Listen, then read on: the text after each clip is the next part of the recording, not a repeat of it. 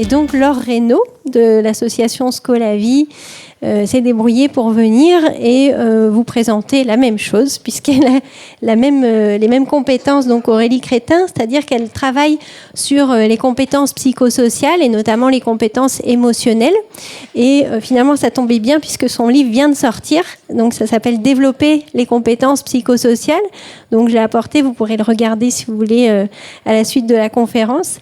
Et donc, Laure Reynaud a beaucoup travaillé, elle était enseignante à l'origine, et puis elle a développé cette association qui s'appelle Scolavie, qui a pour objectif d'aider les enseignants, les parents, parfois aussi dans d'autres contextes, à développer leurs propres compétences psychosociales, et en particulier les compétences émotionnelles, et celles des enfants, celles des élèves, à travers des outils qui s'appuient sur les recherches en psychologie positive.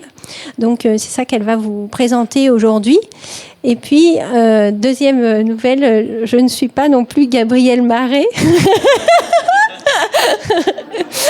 Donc, Gabrielle Marais m'a prévenu déjà il y a une semaine qu'il ne pourrait pas non plus être là. Donc, c'est ce couple-là, ce binôme, vous le verrez l'année prochaine si vous venez à l'automne. Donc, il y aura Aurélie Crétin, Gabrielle Marais.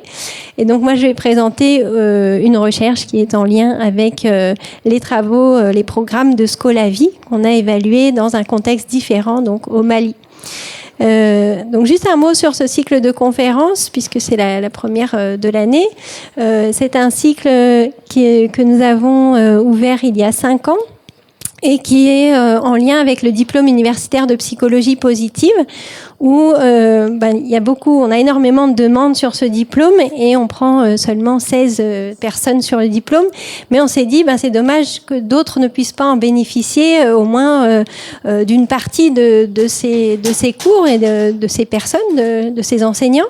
Et donc, chaque semaine, à chaque fois qu'il y a une semaine de regroupement de DU, on propose une conférence qui est ouverte au public par un des intervenants du DU pour que tout le monde puisse y avoir accès. Donc, ce sont des conférences qui sont filmées et que vous pourrez retrouver en ligne. Donc, toutes les conférences des années précédentes, vous pouvez les trouver en ligne.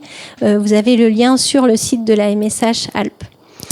Et puis l'objectif donc de ce cycle, c'est aussi de pouvoir créer davantage de liens entre chercheurs et praticiens, donc pour qu'il y ait plus d'échanges et que les informations qui sortent de la recherche puissent arriver plus rapidement auprès du grand public, auprès de la société civile, puisque habituellement au niveau des recherches, on publie en anglais. Et les Français ne lisent pas beaucoup l'anglais et c'est publié dans des revues scientifiques, donc c'est pas forcément facile d'accès. Et ça met à peu près 10 ans pour que l'information revienne ensuite en France via des ouvrages ou par les médias. Donc c'est très long. Donc là, l'objectif, c'est de se dire tous les travaux qui sont menés aujourd'hui en France ou en contexte francophone sur comment développer le bien-être dans différents contextes ou comment prévenir les problématiques dans différents contextes, que ce soit plus facile d'accès et que les personnes puissent s'en saisir plus rapidement. Donc c'est aussi pour ça qu'à chaque fois, il y a une conférence qui est proposée par un auteur d'ouvrage. Et à la suite de ça, c'est un chercheur qui présente pendant un petit quart d'heure une expérimentation, une recherche, pour expliquer en fait comment on en vient à des conclusions, des recommandations, des programmes qui sont diffusés sur le terrain, sur la base de plein de petites recherches de ce type-là qui, du coup, se renforcent, se consolident avec le temps et puis après peuvent donner lieu à des programmes validés. Voilà, c'est un aspect didactique, pédagogique pour vous expliquer comment fonctionne une recherche dans ce champ et du coup comment les auteurs en viennent à écrire des livres pour le grand public qui sont basés sur toutes ces recherches. Voilà, donc on est vraiment très heureux et très reconnaissant, Laure, que tu aies eu le courage de venir jusqu'à nous comme ça en dernière minute. Et donc, je te laisse la parole. Merci. Merci de m'avoir proposé cette opportunité. Je suis ravie d'être là. En fait, je n'arrive qu'un peu plus tôt que prévu finalement, donc tout va bien. Pour vous parler justement des compétences émotionnelles. Voilà, c'est un véritable apprentissage, un véritable chemin, et on n'en est pas tous au même point, mais en tout cas, ce sont des compétences qu'on peut développer Et c'est vrai que c'est ce sur quoi nous travaillons chez Scolavi. Alors, on a 45 minutes à peine même. Je vais essayer d'essayer de tenir mon objectif et de m'adapter. De toute façon, c'est une grande aussi compétence qu'on peut essayer de développer pour tenir mon objectif qui est de vous présenter 2-3 petites choses, de faire un focus sur les compétences psychosociales très rapide pour se concentrer ensuite sur les compétences émotionnelles et, comme on le dit aussi beaucoup en pédagogie, faire un retour, une rétroaction sur votre apprentissage pour voir ce que vous en avez retenu en l'espace de 45 minutes.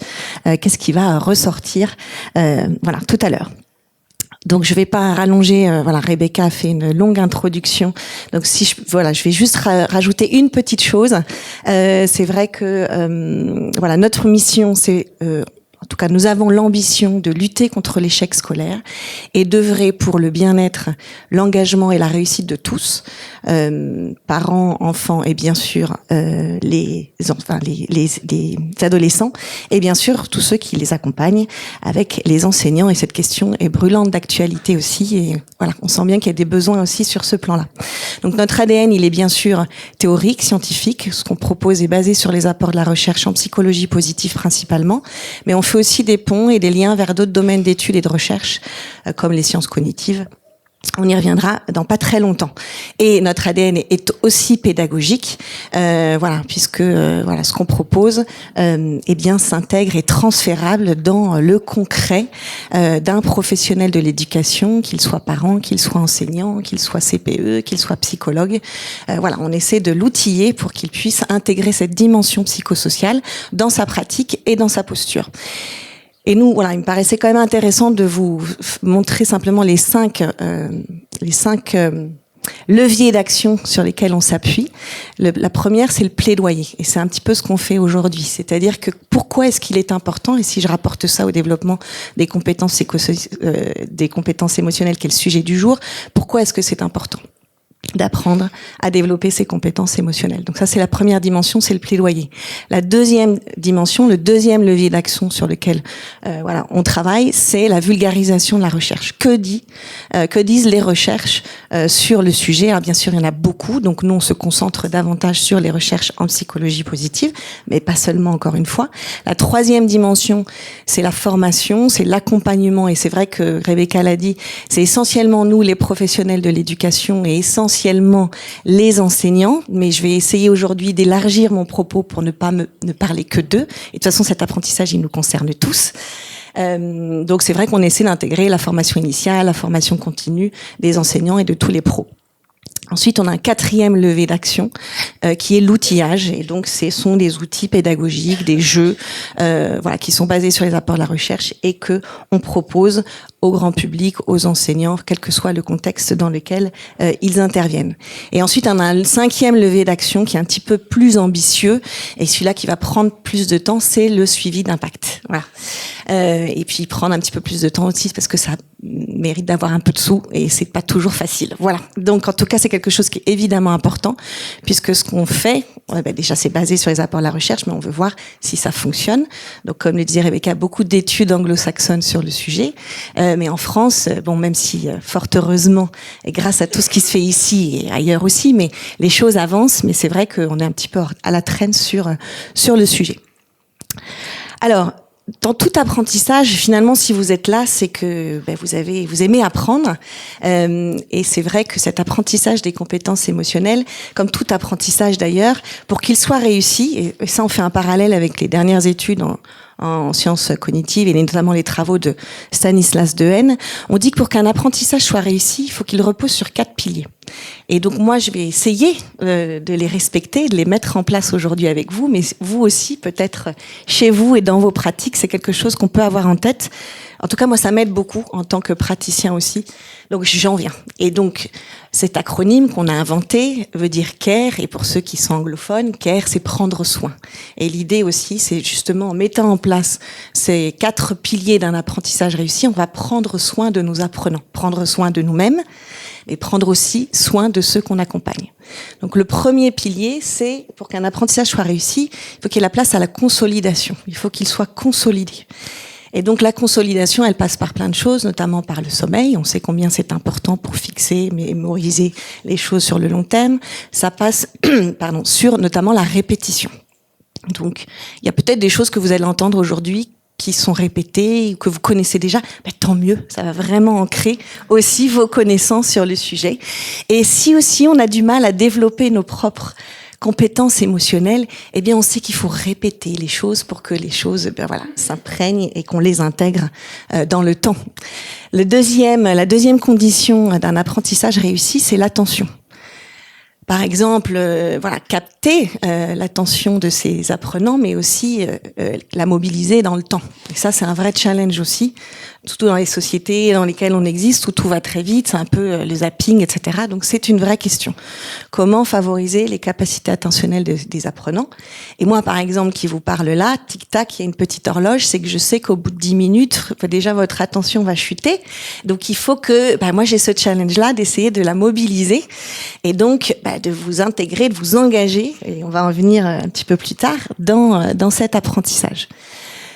La troisième condition pour que votre apprentissage, pour que l'apprentissage des compétences émotionnelles aussi soit réussi, c'est la rétroaction, le retour d'expérience. On sait que les émotions, elles se développent aussi en fonction des expériences qu'on vit. Avec soi, avec les autres, dans le monde dans lequel on évolue.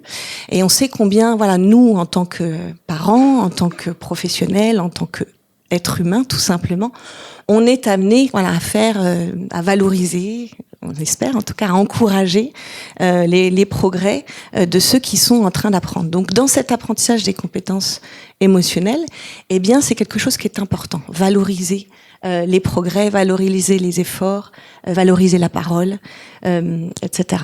La quatrième condition pour qu'un apprentissage soit réussi, c'est l'engagement actif. Donc c'est ce qu'on a déjà un petit peu commencé à dire. Et donc pour qu'un apprentissage soit réussi, il faut que vous y trouviez de l'intérêt, il faut que c'est aussi ça laisse la place à toutes ces pédagogies actives aujourd'hui. On sait que pour qu'un apprentissage soit réussi, il faut qu'on soit acteur de son apprentissage, il faut aussi qu'on soit auteur. Donc vous allez peut-être apprendre des choses aujourd'hui, en tout cas je le souhaite. Vous continuez d'apprendre et l'idée, justement, c'est de les expérimenter et c'est de les vivre aussi en fonction de ce que vous êtes et de vos besoins. Voilà, donc quelque chose à avoir en tête dans tout apprentissage aujourd'hui et demain. Deuxième point sur lequel je voulais développer avant qu'on continue, c'était un petit focus sur les compétences psychosociales dont les compétences émotionnelles font partie. Alors c'est un terme qu'on entend de plus en plus et c'est tant mieux parce qu'on sait que les compétences psychosociales sont déterminantes pour le bien-être, pour la santé, pour la réussite de tous. Alors qu'est-ce que c'est que ces compétences psychosociales? Vous avez déjà vu ce petit dessin peut-être qui circule beaucoup sur les réseaux sociaux, mais que je trouve est très, il veut dire beaucoup de choses. Ça c'est notre plan et souvent on a une belle idée, un objectif d'aller à un point A à un point B. Et que souvent, la vie n'est pas un long fleuve tranquille et qu'elle nous réserve quelques surprises, n'est-ce pas? Donc, avec des surprises qui sont bonnes ou moins bonnes. Et les compétences psychosociales, finalement, ce serait comment justement mobiliser toutes ces compétences, toutes ces ressources qui vont nous permettre d'avancer sur ce chemin, nous permettre de nous adapter aux situations, à l'environnement, de gérer les difficultés. Et parmi toutes ces compétences, il y a bien sûr les compétences émotionnelles, mais pas seulement. Donc, en gros, les compétences psychosociales, ce serait finalement ce sac à dos de ressources que chacun on pourrait avoir pour avancer sur notre parcours, sur notre chemin de vie. Donc, on peut quand même, surtout ici, donner la définition, qu'en donne l'OMS en 1993, sont donc la capacité d'une personne à répondre avec efficacité aux exigences et aux épreuves de la vie quotidienne. Donc on est vraiment dans les ressources qu'on a besoin et qu'on mobilise sans cesse au quotidien. Et petite parenthèse, Colavi, c'est-à-dire école de la vie. Comment justement apprendre ces compétences dont on a besoin dans la vie, à l'école mais en dehors, et qu'on apprend aussi par la vie, bien sûr. Un petit peu plus tard dans les années 2000, ah non, ça c'est pas encore, c'est moi qui vais trop vite. L'OMS a défini, identifié 10 compétences psychosociales qui fonctionnent par paire. Donc là, vous les voyez, elles sont regroupées en couleurs. Donc je vous laisse les parcourir, et nous, bien sûr, ce sont davantage les compétences émotionnelles qui nous intéressent aujourd'hui, mais c'est vrai que voilà, rien n'est imperméable et elles sont tellement interreliées qu'il est difficile parfois de les distinguer. Mais c'est vrai que nous, aujourd'hui, on va mettre le focus plus sur savoir gérer son stress et savoir gérer ses émotions, bien sûr. Alors, dans les années 2000, donc justement, l'OMS a proposé une autre organisation de ces 10 CPS en 3 grandes familles. Et c'est vrai que nous, on privilégie davantage celle-ci. Donc, toutes les compétences sociales, relationnelles, comme la communication, l'empathie, la coopération, etc. Les compétences émotionnelles, dont on vient de parler, et les compétences cognitives. Alors, c'est vrai que nous, on travaille davantage sur les 2 premières familles. Il y a déjà beaucoup de choses à dire. Et encore une fois, les frontières entre chacune de ces familles sont vraiment très ténues. Alors, pourquoi les CPS ? Pourquoi cette approche psychosociale ? Pourquoi cette éducation même psychosociale dont on parle aussi aujourd'hui ? C'est ce que je vous disais tout à l'heure, et c'est ce que résume bien Béatrice Lambois, qu'on connaît bien ici, mais que justement, ce sont vraiment les CPS, des déterminants majeurs, voilà, pour le développement de l'enfant, sa santé, son bien-être, sa réussite, à court et à long terme. Et puis, c'est ce principe d'éducabilité, c'est-à-dire que ces compétences, c'est un processus, ce sont des capacités et qu'on peut apprendre à les développer, à les cultiver.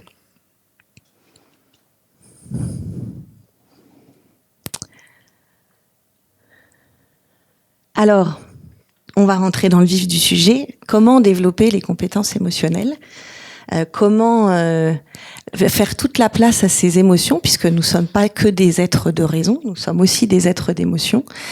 Alors on parle souvent, vous avez entendu parler, j'imagine, vous connaissez le concept d'intelligence émotionnelle, qui est de, justement, qu'est-ce que c'est ? Ça serait apprendre à développer ses capacités de reconnaître ses propres émotions et celles des autres, et de pouvoir les gérer. 10 catégories de compétences socio-émotionnelles, 10 catégories de compétences émotionnelles. Là, vous en voyez que 5. Mais c'est qu'à chaque fois, pour chacune d'elles, c'est apprendre à identifier, par exemple, si je prends la première étape, les émotions, mes propres émotions, et apprendre à identifier celles des autres. Donc à chaque fois, c'est valable pour soi, mais c'est aussi valable pour les autres. Donc on voit bien déjà l'implication, la dimension relationnelle, sociale d'une émotion aussi, bien sûr. Parce qu'elle va apprendre à mieux vivre avec moi, mais aussi à mieux vivre avec les autres. Donc comment identifier, comprendre, utiliser, exprimer et réguler les émotions ? Voilà, nous, en fait, le process qu'on suit pour justement développer les compétences émotionnelles des enfants, des ados, mais aussi bien sûr de nous tous qui accompagnons les enfants sur leur chemin d'apprentissage. Donc on va reprendre un petit peu le fil de tout ça en essayant de vous donner quelques exemples concrets. Alors moi, je sais que quand j'ai commencé à travailler sur le sujet, et je pense qu'il y en a beaucoup qui le connaissent ici, mais ce TEDx m'a beaucoup parlé. C'est vrai que moi, je m'intéresse énormément à cette question d'un point de vue personnel, bien sûr, mais notamment par rapport à l'importance des émotions à l'école. Et ce TEDx alors j'ai toujours un petit peu de mal, c'est comme Csikszentmihalyi à le prononcer, mais j'y arrive de mieux en mieux. Moira Mikołajczak, voilà. Donc il parle dans son TED d'améliorer son intelligence émotionnelle, pourquoi pas à l'école. Et elle dit justement, tout à l'heure je disais, les enfants nous ne sommes pas que des êtres de raison, nous sommes aussi des êtres d'émotion. Et il y a un chiffre, moi, qui m'a beaucoup marqué, c'est 90%. Alors, je ne sais pas s'il y en a qui l'ont regardé, ce TED, et qui se souviennent de ce chiffre-là, mais 90% de notre état de veille serait émotionnel. Donc, c'est énorme. Donc, elles sont là, les émotions. À partir du moment où, voilà, on est dans ces fameux états de veille, puis après, elle explique qu'est-ce que ça veut dire exactement. Mais je vous conseille, d'aller voir ce TEDx parce qu'il est vraiment très parlant. Et il ne dure pas plus de 18 minutes. D'ailleurs, ce TEDx, comme tous les TED en général. Et pourquoi ? Ça reprend ce fameux, vous savez, ce deuxième pilier d'un apprentissage réussi, mobiliser, capter l'attention des apprenants. Mais c'est que on dit qu'une présentation, elle doit jamais durer plus de 18 minutes. Et si elle durerait plus de 18 minutes, il faut introduire des ruptures dans l'apprentissage pour remobiliser les capacités justement attentionnelles du public. C'est pour ça que nous, normalement, on fait des conférences assez interactives pour essayer de respecter, et de remobiliser les capacités attentionnelles des gens qui nous écoutent. Et on va quand même faire quelque chose qui fonctionne avec le format d'aujourd'hui tout à l'heure pour justement respecter cette consigne. Il y a un autre moment dans le TEDx, moi, qui m'a beaucoup parlé. C'est qu'elle dit que à l'école, il y a seulement 1% de cet apprentissage qui est socio-émotionnel. Donc c'est quand même rien. Voilà. Donc bien sûr, la majeure partie est consacrée au développement intellectuel, 8% pour le développement physique, 8% pour le développement artistique et 1% pour le développement socio-émotionnel. Donc nous, on pense, et au vu de tout ce qu'on va dire et de tout ce que vous appréhendez peut-être déjà, que c'est important de laisser toute la place à cet apprentissage socio-émotionnel à l'école, puisqu'en plus, un enfant qui est bien, qui se sent bien, qui est motivé, qui est engagé, qui sait gérer son stress, ses émotions, va mieux réussir. C'est du bon sens, mais aujourd'hui, on sait que quand même, il y a de plus en plus d'études qui montrent cette corrélation entre les deux. Alors, j'espère que on est convaincu de cette importance du développement de ces compétences-là, que ce soit à la maison et à l'école, que cette compétence émotionnelle, elle est bien sûr utile pour la vie sociale et pour les acquisitions, pour les apprentissages, notamment scolaires, mais aussi ceux de toute la vie, de tout le quotidien. Nous, c'est quelque chose aussi sur lequel on travaille, c'est que l'émotion, elle est bien sûr omniprésente dans les situations d'enseignement. Et on sait combien cet apprentissage des compétences émotionnelles, il y a aussi une grande part de l'apprentissage social. Le petit va imiter aussi ce qu'il voit autour de lui. Les gens qui l'accompagnent, comment est-ce qu'ils gèrent, comment est-ce qu'ils vivent ses émotions. Donc c'est le parent, c'est le cousin, c'est le frère, mais c'est aussi l'enseignant. Donc il va aussi beaucoup s'inspirer et imiter ce qu'il voit. Voilà. Et puis, encore une fois, c'est un apprentissage c'est pas une donnée fixe, c'est un apprentissage, c'est un processus. Plus tôt on commence cet apprentissage des compétences socio-émotionnelles, plus ce sera efficace, mais il n'est jamais trop tard. Voilà. Alors on y va. Identifier, comprendre, utiliser, exprimer, réguler ses émotions. Alors qu'est-ce que c'est qu'une émotion ? Il y a beaucoup de définitions sur les émotions. Moi, j'aime bien celle-ci, mais c'est un passage personnel de Jacques Leconte. Une émotion, c'est une réaction de l'organisme à un événement extérieur et qui comporte des aspects physiologiques, des aspects cognitifs et comportementaux. Alors, moi, j'aime bien parce que on comprend bien que l'émotion, c'est quelque chose qui vient de l'extérieur. C'est un stimuli. Et des aspects, pourquoi elle comporte des aspects physiologiques ? Parce que quand on ressent une émotion, on a des ressentis, des sensations dans le corps. La peur, par exemple, on a le cœur qui s'accélère, on peut ressentir une pression au niveau de la poitrine, etc. Des aspects cognitifs. En fait, pourquoi ? C'est parce que l'émotion, c'est le résultat, je dirais, de l'interprétation de la situation, de la perception qu'on en a. Donc, un même stimuli, va peut-être entraîner une émotion différente chez deux personnes qui vivent la même situation. Et ça, pour des enfants aussi, au niveau de l'empathie, etc., c'est fabuleux de prendre le temps de travailler ça, parce qu'on se rend compte qu'une même situation, on la ressent pas de la même manière, et du coup, on n'a pas envie de réagir de la même manière. Et une émotion, elle a des aspects comportementaux, bien sûr. Elle agit sur les comportements. C'est-à-dire qu'une émotion, peut me mettre en action, comme la joie, j'ai vraiment envie de partager, je suis contente, etc. J'ai envie de la manifester, je vais plus être dans le mouvement. Alors que c'est vrai que le stress, par exemple, peut me donner envie, me paralyser peut-être complètement. Donc une émotion, elle agit sur le comportement et elle peut me mettre en action, au contraire, carrément me paralyser. Alors, pourquoi apprendre à reconnaître ses émotions ? On en a déjà un petit peu parlé, mais il y a aussi une chose qui est importante de dire ici, c'est que le cerveau, c'est ce qu'on dit dans la littérature scientifique, il atteint sa maturité vers 25 ans. Ça veut pas dire que tout est fini après, rassurons-nous, mais ça veut dire qu'avant, l'enfant, le jeune, il n'a pas les outils pour justement développer de manière harmonieuse ses émotions et qu'il faut donc qu'on l'y aide. Il faut qu'on l'aide à développer ces compétences-là. On disait tout à l'heure, pour reprendre l'exemple de l'école, que c'est un lieu où elle est présente de toute façon, l'émotion, et l'émotion, elle peut être un formidable levier pour l'apprentissage, à la maison aussi, mais elle peut être aussi un véritable frein. Donc qu'est-ce qu'on fait puisqu'elles sont là ? Donc les reconnaître, les accepter, les nommer, les identifier pour mieux vivre avec, mieux les gérer, mieux les réguler. Et puis après, il y a une quantité d'études aussi qui montrent les bénéfices, les bienfaits de cet entraînement émotionnel, aussi bien dans l'apprentissage, mais aussi dans les relations avec les autres, etc. Encore, voilà, Nicolas Jack et ses confrères, voilà, qui ont beaucoup écrit sur cette question. Alors, identifier les émotions. Les reconnaître déjà. Moi, je suis frappée quand on passe dans les écoles, que ce soit dans les classes de maternelle, que ce soit dans les classes élémentaires ou de collège ou de lycée, de constater sans aucun jugement de ma part, mais la pauvreté du langage émotionnel. Dès qu'on demandait, là, même si je vous lançais le défi, allez, en 10 secondes, nommez autant d'émotions que vous en connaissez, eh bien, finalement, on peine assez vite. Voilà. À en trouver, à part les émotions de base, eh bien, on a du mal à aller un petit peu plus loin. Et les enfants, c'est pareil. Alors, c'est vrai que selon les classifications, on retrouve 4, 5, 6 émotions primaires. Il y a des choses aussi voilà, qui sont en train de se dire en ce moment. Nous, avec les petits, par exemple, on travaille aussi beaucoup avec les images, mais pas que. Vice-versa, le film, et beaucoup de personnes connaissent Vice-versa. Donc, c'est vrai que c'est un film de Pixar qui parle de ces 5 émotions-là. Et c'est vrai que tous les messages y sont dedans. Donc, c'est un formidable terrain et terreau pour nous. Mais il y a aussi la littérature, voilà, enfantine, qui nous permet, ou même la littérature, enfin, en collège, au lycée. Enfin, de toute façon, l'émotion, elle est partout. On peut travailler, bien sûr, à partir de tous ces outils-là pour, justement, apprendre à identifier et reconnaître les émotions. Alors, selon les classifications, je vous dis, il y en a 4, 5 ou 6. Donc là, je pense qu'il est temps de remobiliser un peu votre attention.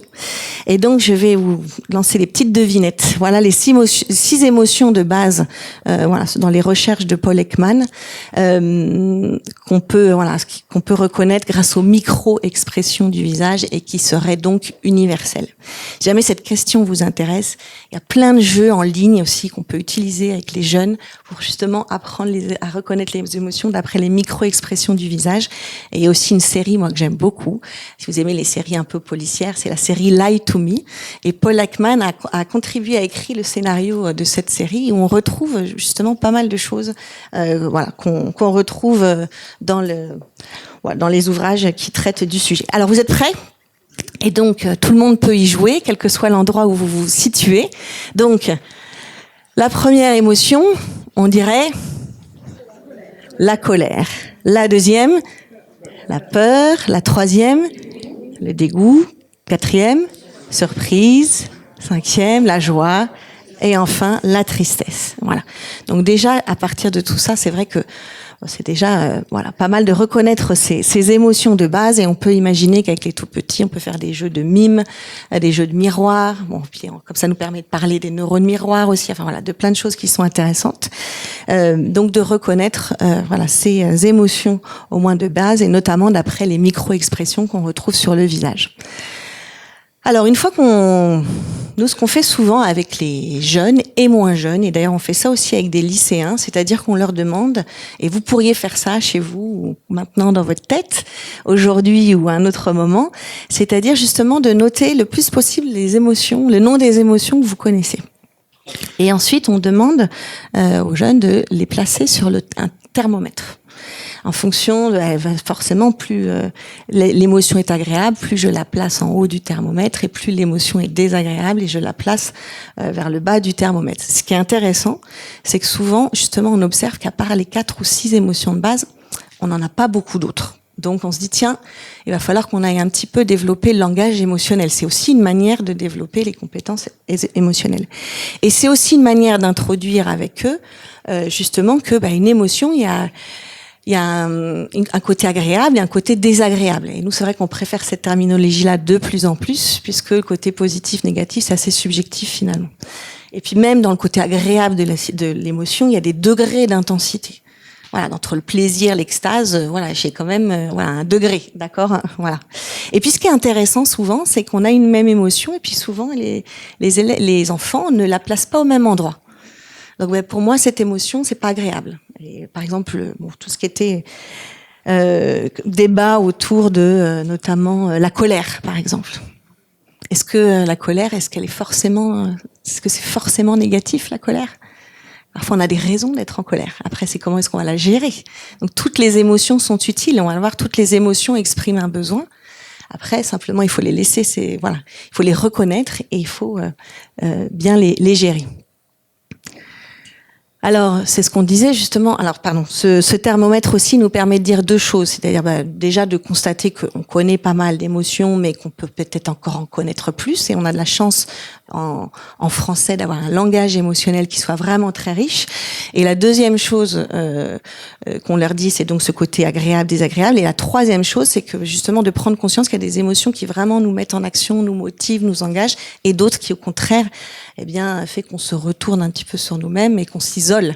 Voilà. Donc ça permet de poser vraiment les bases. Et puis après, ils nous disent oui, bon, d'accord, mais on sait les reconnaître, mais ça sert à quoi l'émotion? C'est ça finalement la question. Eh ben, c'est que l'émotion, elle exprime un besoin. Il y a un besoin qui est caché derrière. Et donc, pour reprendre les 4 émotions primaires qu'on retrouve souvent, et là. L'idée, ça serait peut-être de jouer à la devinette aussi, mais au moins vous pouvez y réfléchir avant que je vous donne la réponse. La peur, qu'est-ce qu'elle exprimerait comme besoin? Qu'est-ce qu'elle exprime? Le besoin d'être protégé. Donc la tristesse, le besoin d'être réconforté. La joie, on le disait tout à l'heure, alors on a envie de la partager, la joie. Et la colère, on n'est pas satisfait de la situation, on a besoin que ça change. Donc c'est vrai qu'à partir du moment où même nous, en tant qu'accompagnants, on peut essayer de déceler derrière une émotion qui s'exprime, la reconnaître pour déceler le besoin qui est exprimé derrière, c'est vraiment énorme. Alors, on disait que les émotions nous mettent en action, les émotions agissent sur le comportement. Il faut que je me dépêche un petit peu, mais c'était important. On parlait aussi du renforcement, de la rétroaction, simplement de prendre un petit peu le chemin ici. Voilà, vous faites un renforcement, une rétroaction, vous encouragez votre enfant, votre élève, votre patient, etc. Eh bien, ça va entraîner de la joie. Et derrière la joie, il y a aussi ce besoin de reconnaissance qui est satisfait. Et du coup, ça nourrir ce sentiment d'épanouissement. Et du coup, ça va engendrer un nouveau comportement qui est que l'enfant va s'impliquer dans la tâche et dans la situation. Donc ça, on fait aussi pas mal de liens avec, comme vous pouvez le voir, avec la communication non violente aussi. Alors, toujours dans reconnaître, identifier, comprendre ses émotions. Voilà, prendre un petit exemple.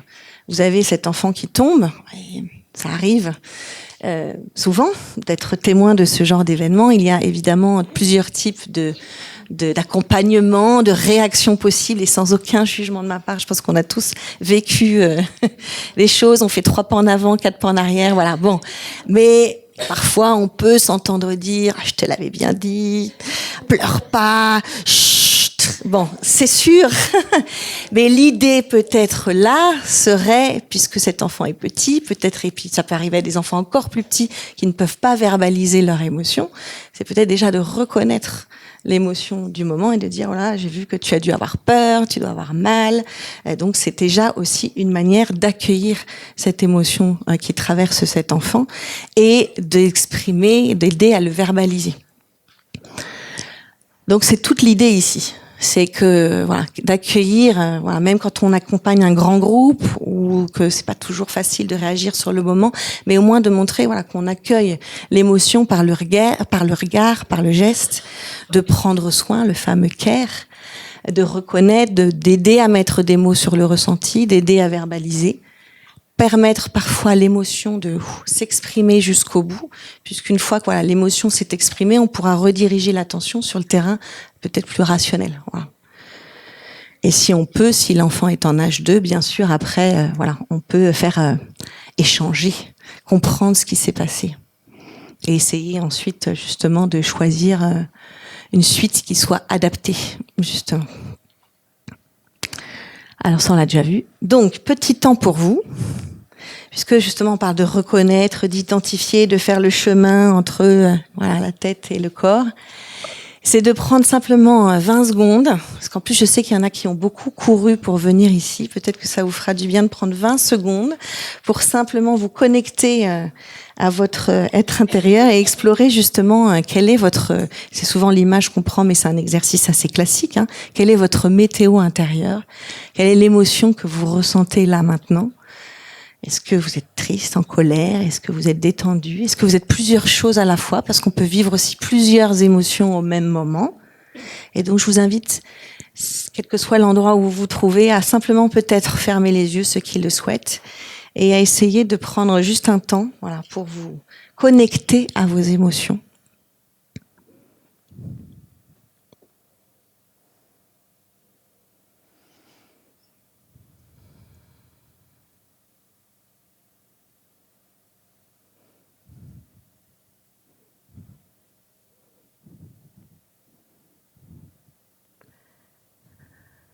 Je vais continuer parce que le temps est un peu compté.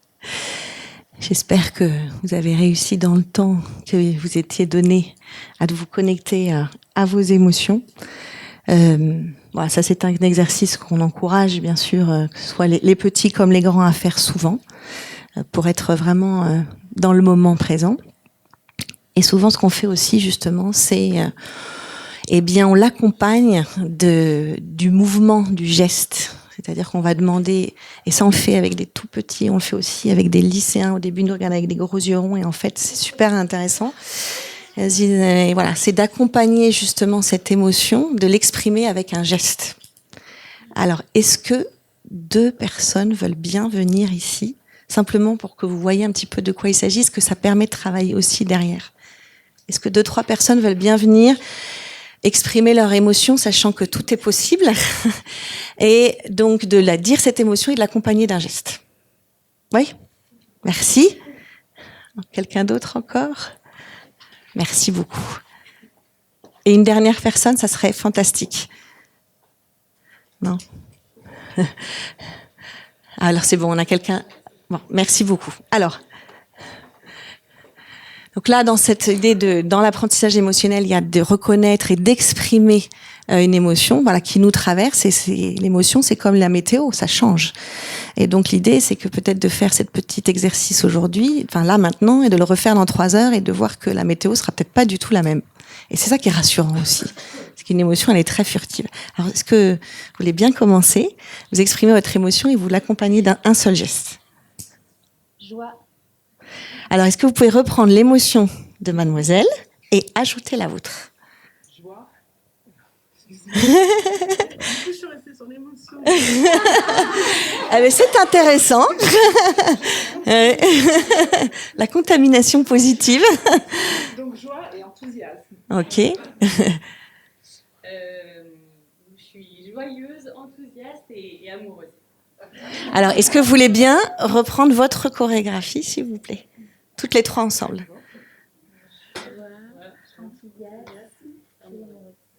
Merci beaucoup.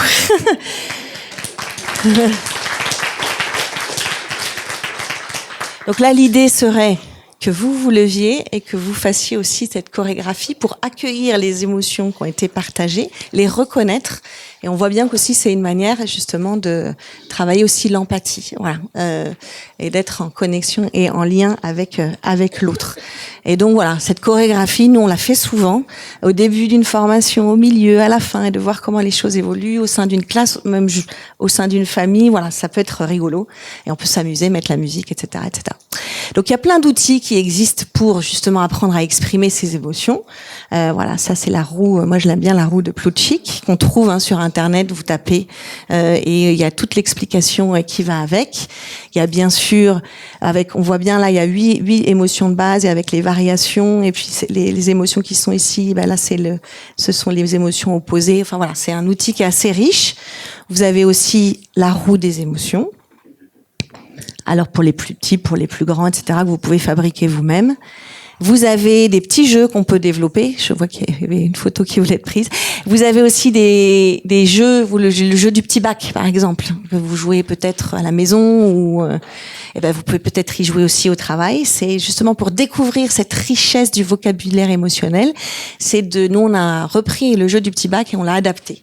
Donc voilà, si je parle par exemple de la joie, le premier qu'a trouvé, alors on n'est pas obligé de dire le premier, mais en tout cas, il faut essayer de trouver un nom qui exprime la joie, un adjectif, un verbe, une expression et une manifestation physique.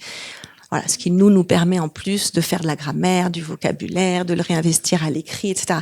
Mais ça, c'est aussi intéressant parce que quand on est maman aussi d'ados ou de jeunes qui doivent écrire, c'est une manière aussi d'enrichir son propre vocabulaire émotionnel et de le réinvestir, bien sûr, à l'écrit. Donc là, si j'avais le temps, je vous dirais, pour la tristesse, qu'est-ce que vous en pensez? Et hop, je vais faire ce qu'il ne faut surtout pas faire, vous donner la réponse. Par exemple, la tristesse, le chagrin, l'adjectif être abattu, le verbe pleurer, avoir le cafard, le teint pâle, etc. Et en fait, on se rend compte quand on creuse un peu le nez dedans qu'il y a tellement une richesse de la langue. Et par exemple, sur la tristesse, voilà ce qu'on a trouvé. Et donc, il y a des enseignants qui travaillent dessus, mais pas que. Donc, voilà, ça c'est le travail de cet enseignant-là. Et on imagine, au niveau du langage émotionnel, de cet apprentissage-là, combien ça peut être enrichissant. Alors, on avance un petit peu, même beaucoup. Alors, on continue. Donc, on va aller dans on a un petit peu fait tout à la fois ici, mais on va aller dans le réguler maintenant, les émotions et les émotions désagréables. Parce qu'on sait que elles réduisent le champ de notre attention, elles peuvent être un frein à l'apprentissage, un frein aux relations, et qu'elles vont impacter notre niveau de bien-être. Donc toutes les références, elles sont à la fin du diaporama, mais aussi dans le livre et dans beaucoup d'ouvrages de Madame Shankland. Voilà. Donc pour citer quelques émotions. Voilà ce qu'on peut observer par exemple sur l'anxiété, puisque c'est dans la compétence psychosociale gérer son stress. On sait que ça distrait l'attention, que ça diminue les performances de l'enfant dans des tâches complexes, et ça on le retrouve dans beaucoup d'études. On pouvait s'y attendre, mais en tout cas si on n'était pas convaincu, voilà. Donc nous, ce sur quoi on va travailler chez Scholavie, dans les accompagnements qu'on fait et ce qu'on propose dans nos outils, c'est des techniques pour apprendre à réguler justement ces émotions. Et les techniques TRAIT, c'est des techniques qui sont techniques de régulation émotionnelle scientifiquement validées. Voilà, parce qu'on trouve ça très intéressant. Donc il y a par exemple 2 ici. Je ne vais pas avoir le temps de développer malheureusement, mais tout ce qui est des exercices de pleine conscience ou de pleine attention. Ou des exercices par exemple de cohérence cardiaque qui sont vraiment assez simples à mettre en place et à expérimenter d'abord pour soi, pour en ressentir les bienfaits, et puis ensuite ou en même temps de faire ce genre d'activité avec les jeunes qu'on accompagne. Donc la pleine conscience a plein d'effets. Il y aurait beaucoup de choses à en dire sur le sujet. Si jamais vous ne connaissez pas du tout cette technique, il y a une petite vidéo que je vous invite à aller voir.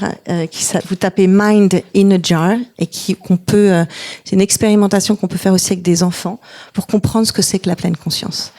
Voilà. Donc on n'a pas le temps de la regarder, mais c'est vraiment prendre l'image de ce verre qu'on remplit d'eau, on met plein de paillettes et puis on fait tourner, on voit que les paillettes vont troubler l'eau, et voilà ce qui arrive quand on est occupé par des pensées, des émotions désagréables. Et quand on respire, qu'est-ce qu'on observe? On observe que les paillettes vont tout bas au fond du bocal, donc elles sont toujours là, mais simplement j'y vois plus clair. Voilà. Et donc comment est-ce que je vais apprendre à gérer ensuite ça? Nous, sur notre site, si vous le souhaitez, on propose aussi et de plus en plus des outils qui sont téléchargeables gratuitement, comme un chemin de l'attention. Voilà, c'est un chemin qu'on essaie de parcourir ensemble, en famille, à l'école, au travail. Plein de petits exercices qu'on appelle des exercices formels ou des exercices informels pour justement travailler ceci. On travaille aussi beaucoup, moi je l'utilise personnellement aussi beaucoup comme exercice, des exercices de respiration, notamment de la cohérence cardiaque. Comment contrôler sa respiration pour réguler son stress et son anxiété. Et c'est vrai que y a beaucoup d'études sur le sujet qui montrent les bienfaits de cette technique jusqu'à 4 heures après l'exercice, qui consiste en fait à le faire idéalement 3 fois par jour, pendant 6 cycles par minute, donc 6 grandes inspirations, 6 grandes expirations pendant 5 minutes. Donc c'est l'exercice qu'on appelle aussi le 3-6-5. Et ça dure 5 minutes. Et sincèrement, moi, je vous engage à le faire parce que c'est vraiment assez puissant comme exercice. Et en général, les grands ou les jeunes adultes aiment beaucoup. Et qu'on peut décliner aussi avec les tout petits.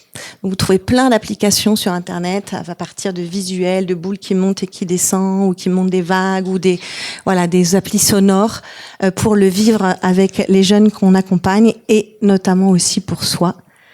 La respiration de la main, la respiration guidée, la respiration du carré, ça je n'ai rien inventé, on trouve ça librement en ligne, mais c'est vraiment quelque chose d'intéressant.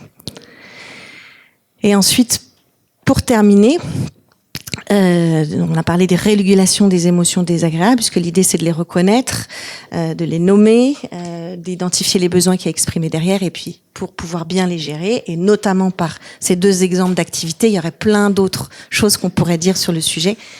Mais on ne pouvait pas parler des émotions sans parler des émotions aussi agréables, dont on sait elles ont beaucoup de bienfaits. Et ce qui est intéressant, c'est qu'on a tous souvent tendance à dire que les émotions désagréables, c'est tabou, faut surtout pas en parler, et que les émotions les émotions désagréables, et que les émotions agréables, elles sont normales.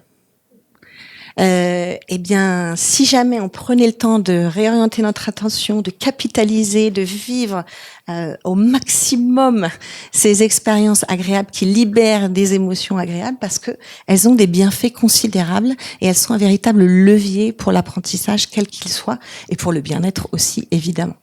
Donc, si ça vous intéresse, s'il y avait une personne, un auteur à retenir, ça serait les recherches de Barbara Fredrickson, qui travaille beaucoup sur le sujet et qui montre que justement, les bienfaits de cet apprentissage des compétences, des émotions agréables, et comme quoi elles sont importantes et on en vit tous, mais que peut-être qu'on peut trouver un moyen de les mettre davantage en valeur, d'apprendre à les apprécier, à les savourer dans notre quotidien et à réorienter notre attention dessus. Donc l'idée, serait de dire moi dans ma famille, dans mon environnement professionnel, etc. Quelle est la place que je laisse à ces émotions agréables? Est-ce qu'elles s'expriment? Est-ce qu'on en vit ensemble, en équipe, en famille, à 2, à 3, etc. Et comment aussi je peux construire cet environnement qui va permettre justement à l'enfant de vivre un état émotionnel positif et qui va participer bien sûr à son développement plus global. Donc on donne aussi pas mal de pistes sur le sujet. Alors, on peut pas tout dire, mais s'il y en avait une ou deux qui fonctionnent bien, avant d'arriver aux exercices de gratitude, c'est juste une petite chose que vous pouvez faire aussi, c'est avoir un petit, excusez-moi messieurs, mais peut-être mettre un petit chouchou ou un élastique au poignet. Et à chaque fois que vous vivez un moment agréable, vous changez l'élastique de poignet. Simplement, pour marquer que là, vous êtes en train de vivre quelque chose d'agréable. Ou alors, vous mettez dans votre petite poche de pantalon des petites graines et vous vous dites, je mets 10 petites graines dans ma poche et à chaque fois que je vis une émotion agréable, je change la petite graine de poche. Et le soir, je compte le nombre de petites graines qui a changé de poche. Et vous dites, aujourd'hui, j'ai eu 4, 5 moments agréables. Et du coup, vous allez peut-être les partager, vous allez vous les remémorer. Donc ça, c'est quelque chose d'intéressant. Après, les parents nous disent, vous pouvez arrêter parce que là, la machine, elle est à cause des graines. Donc, on peut aussi prendre 2 petits bocaux et on met un bocal avec des billes. Et puis, toute la famille, toute l'équipe change la bille de bocal. Et on fait le compte en fin de journée. Et moi je regarde l'heure parce qu'il faut que j'arrête. Alors après bien sûr, il y a toutes ces activités pour développer la gratitude et il y a beaucoup de littérature sur le sujet. Je vous invite à exprimer par exemple vos 3 moments agréables, jusqu'à 5 d'ailleurs, moments agréables de la journée, en famille, le soir, au moment du repas, ou une fois par semaine, prendre le temps en équipe de partager ces kiffs de la semaine, pourquoi pas. Ça c'est une activité qui a vraiment une validation scientifique énorme. Et puis vous fêtez un anniversaire, moi je vous le dis parce que là je l'ai vécu encore récemment.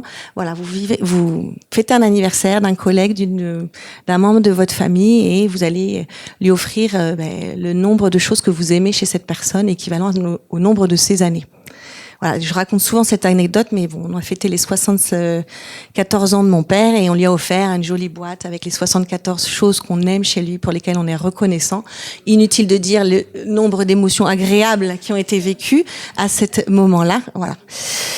Donc, encore une fois, nous, on propose aussi pas mal d'outils que vous trouverez sur le site pour développer ces moments et ces émotions agréables, pour apprendre à se connaître, et qu'on retrouve aussi, voilà, dans le livre où il y a un chapitre entier qui est consacré à, justement, aux émotions, et même plusieurs chapitres, parce qu'il y a un autre chapitre consacré entièrement à la gratitude, qui est une émotion, qui est aussi un état d'esprit, enfin, voilà, qui est plein de choses à la fois, mais qui est vraiment quelque chose de très intéressant.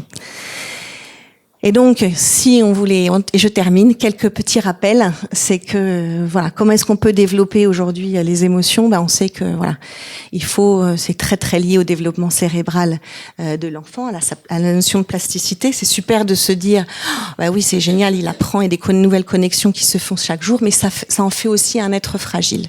Donc, il faut prendre ça en considération dans cet apprentissage-là, c'est qu'il n'est pas outillé, il n'est pas encore armé pour vivre et exprimer, et reconnaître, réguler ses émotions. Donc il faut l'y aider. Bien sûr, toute l'importance du développement intellectuel, l'importance du développement du langage, les liens d'attachement qu'il peut vivre. L'enfant, ne pas oublier, voilà, c'est un être en construction, et donc son état émotionnel va aussi énormément dépendre de ses expériences et des relations voilà, qui l'entourent, que ce soit les relations familiales ou à l'école ou à la crèche, etc. Et nous qui les accompagnons, voilà, il est important, bien nous aussi, de réfléchir à comment est-ce qu'on vit avec nos émotions. Est-ce qu'on leur laisse, voilà, la place est-ce qu'on les exprime, et comment est-ce qu'on les gère, puisque on sait qu'on est une source d'inspiration souvent pour nos enfants, ou en tout cas les enfants qu'on accompagne. Et il ne s'agit pas d'être, voilà, le prof, le parent parfait, mais d'essayer de travailler en tout cas aussi pour soi, pour mieux le vivre avec les enfants qu'on accompagne, et de prendre soin, voilà, en ayant en tête ces 4 conditions d'un apprentissage réussi, puisqu'on apprend tous et toute la vie. Voilà, à identifier, reconnaître, exprimer, réguler et utiliser ces émotions au quotidien. Et donc, si vous souhaitez, voilà, c'est quelque chose qui est difficile pour vous, je vous propose un petit outil que vous pouvez retrouver sur le site. Mais par exemple, si vous donnez un objectif, c'est d'apprendre à réguler vos émotions désagréables, par exemple votre stress. Et on a fabriqué une petite cocotte de la motivation. Et vous pouvez jouer avec vos enfants aussi, c'est-à-dire que voilà, comment est-ce qu'en famille, ou comment est-ce qu'au sein d'une équipe, on va apprendre à gérer notre stress. Bon, vous avez toutes les consignes qui vont avec, mais vous avez au moins 8 axes qui vont vous aider à réussir, on l'espère, à atteindre cet objectif. Déjà, est-ce que c'est un bon objectif? Qu'est-ce que c'est qu'un bon objectif? Et puis, dans la réalisation de cet objectif, quelles sont les forces que vous allez pouvoir activer? Quelles sont les personnes qui vont pouvoir vous aider? Quelles sont les personnes qui vont vous faire ces rétroactions qui sont importantes? Pourquoi est-ce que c'est un objectif important pour vous? Quel est le sens, l'intérêt que vous lui donnez, etc. Et donc voilà, le retour sur l'intervention, il va être très rapide, mais voilà, on n'a pas terminé, parce que on a un petit partage aussi après, mais voilà, de ce que vous avez entendu, qui était voilà, assez dense et rapide évidemment, mais si vous deviez voilà, rapporter ou mettre une chose dans votre valise là en partant, ou dans votre sac à dos, ou dans votre sac à main, essayez de prendre 10 petites secondes pour vous et de vous dire, allez, j'ai retenu une chose. Un apport, une idée d'activité, un premier petit pas ou un autre petit pas. Voilà, prendre simplement le temps 10 secondes avant d'enchaîner avec la suite, et vous permettre aussi de remobiliser vos capacités attentionnelles. Merci, à tout à l'heure.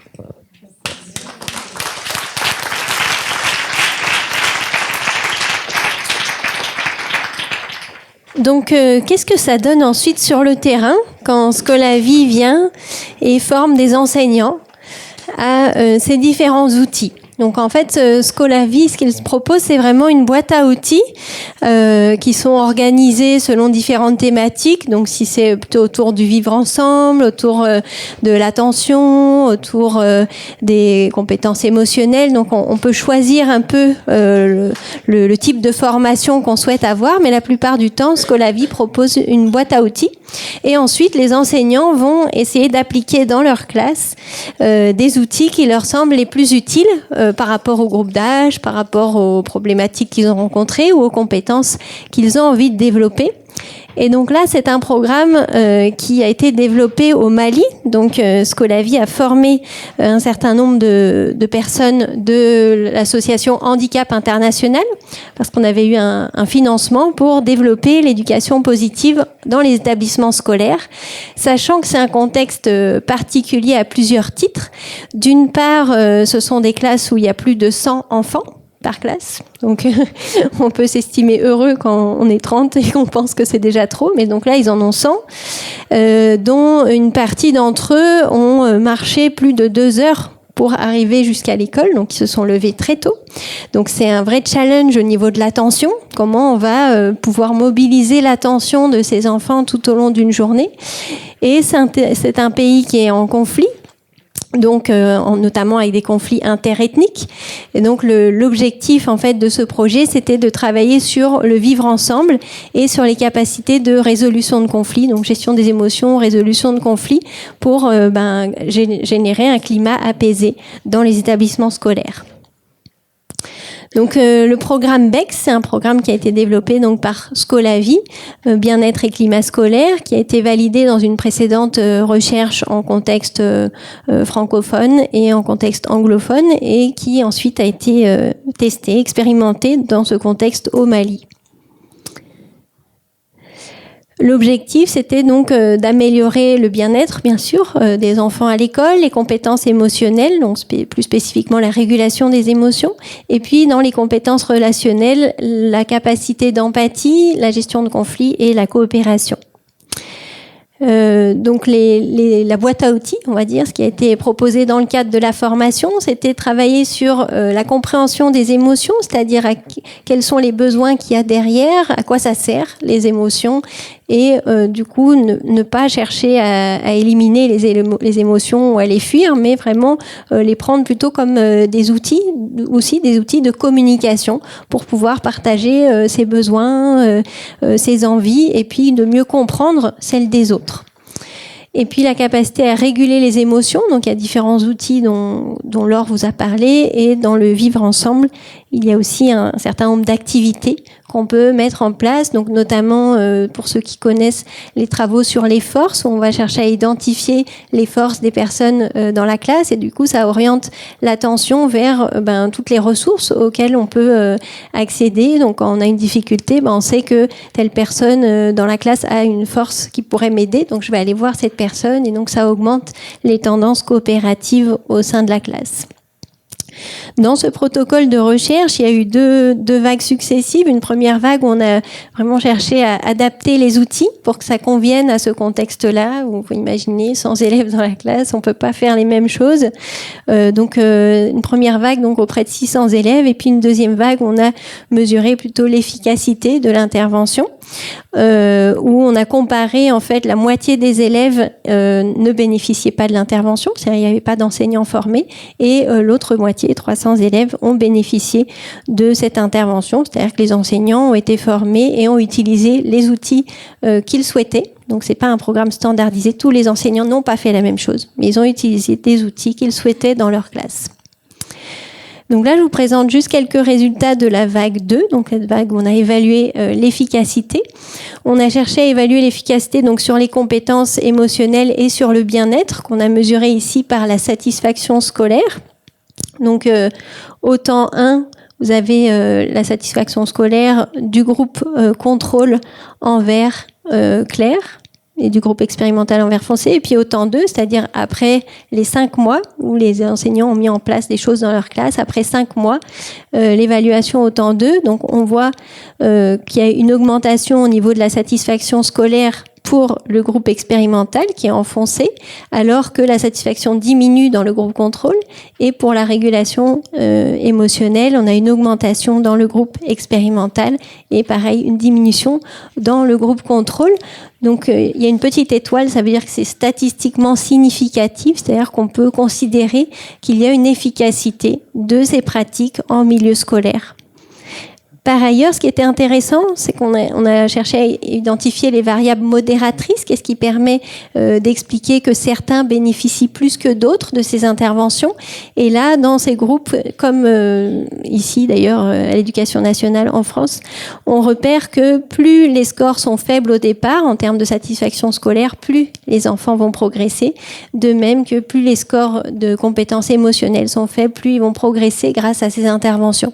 Donc parfois, quand on est dans des contextes, on va dire peut-être plus faciles, plus privilégiés, ou bien où les écoles font beaucoup d'efforts sur la dimension bienveillance en éducation, comme dans les écoles à pédagogie nouvelle, peut-être que cette progression va être moins importante parce que ils ont déjà des niveaux élevés au départ. Mais dans tous les cas, donc on observe ici aussi en contexte français et dans des écoles à pédagogie nouvelle qu'on peut progresser. Donc même quand les dimensions sont élevées au départ, on peut encore progresser.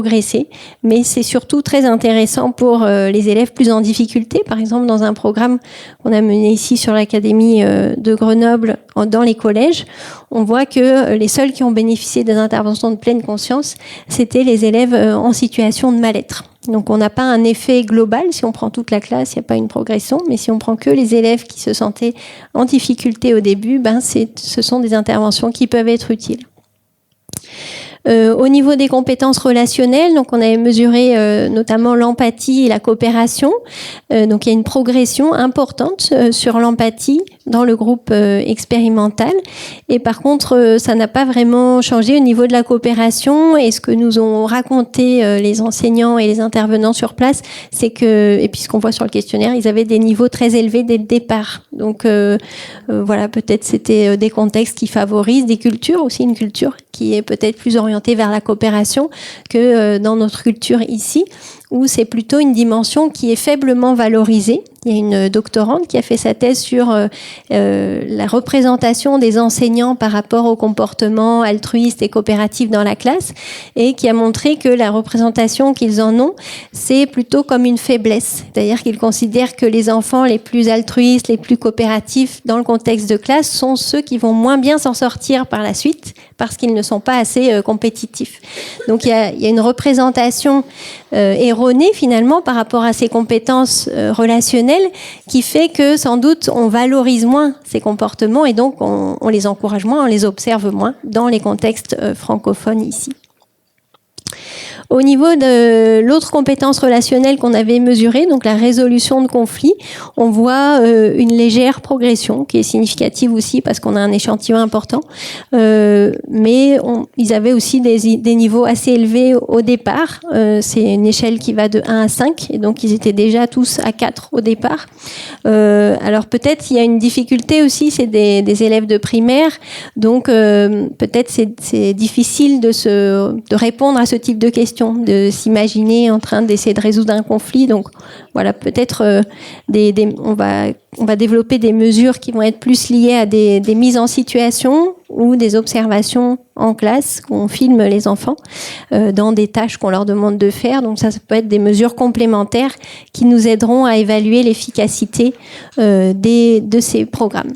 Donc en conclusion, le type de formation que peut proposer Scolavi par exemple va permettre de développer des interventions qu'on peut adapter en fonction de différents contextes scolaires, puisque chaque enseignant va pouvoir choisir les outils qui lui conviennent le mieux. Donc ça, on va dire que c'est très utile sur le terrain. Ça permet une grande flexibilité et en même temps, au niveau de la recherche, c'est plus compliqué puisqu'on ne sait pas exactement quelles sont les pratiques qui fonctionnent le mieux. Donc on sait juste qu'ils ont eu une boîte à outils, ils ont fait ce qu'ils voulaient avec et à la sortie ça a l'air plutôt convaincant, mais ça nous donne pas d'indication sur quelles pratiques sont les plus efficaces. Par exemple, la cohérence cardiaque, on sait que c'est un outil extrêmement efficace, très simple. Il y a eu énormément d'études dessus, donc on peut recommander par exemple en priorité ce type d'outil si on est sur la régulation d'émotions très intenses qui peuvent être envahissantes en situation scolaire. Et puis voilà, travailler sur la qualité des outils de mesure aussi pour affiner les résultats, parce que on s'en remet juste à la représentation que l'enfant a de lui-même et ça peut être intéressant d'aller sur des mesures plus objectives. Voilà, donc je vous remercie de votre attention. J'en profite aussi pour vous dire que chaque année, on organise une journée qui a lieu demain d'ailleurs, qui s'appelle la journée de l'innovation positive, où ce sont des professionnels comme Scolavi qui viennent présenter des outils innovants qu'ils ont développés autour de la question du bien-être. Dans l'idée que les étudiants du DU de psychopositive, les étudiants de master, les doctorants, etc., puissent s'inspirer de ces pratiques et venir les évaluer. Et en fin d'année, donc là en 2020, ce sera le 15 juin, la journée francophone de psychologie positive, ce sont les étudiants qui présentent les résultats de ces évaluations d'intervention pour que les professionnels puissent s'en saisir et les utiliser à leur tour. Donc voilà, l'idée c'est vraiment de créer cet échange entre recherche et pratique pour être au plus près des besoins sur le terrain. Donc merci de votre attention.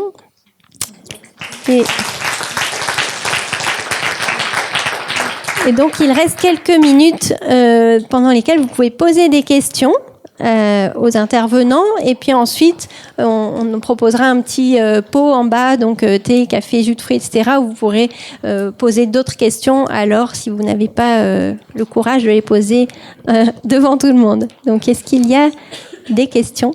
Merci. Est-ce que je peux juste ajouter quelque chose ? Ce qui a été, voilà, pour reprendre juste les propos de Rebecca, ce qui a été voilà, fourni au Mali, ce sont ces 3 cahiers-là que vous pouvez retrouver et feuilleter. Il y en avait un sur les émotions, un autre sur le vivre ensemble et un autre sur la confiance en soi. Voilà. Et en fait, c'est vrai qu'ils sont construits comme des séquences pédagogiques, donc avec des fiches de prep, de profs, objectifs, compétences, déroulement, etc. Et voilà, donc c'est un type d'accompagnement parmi ceux qu'on propose. Si ça vous intéresse, ils sont ici.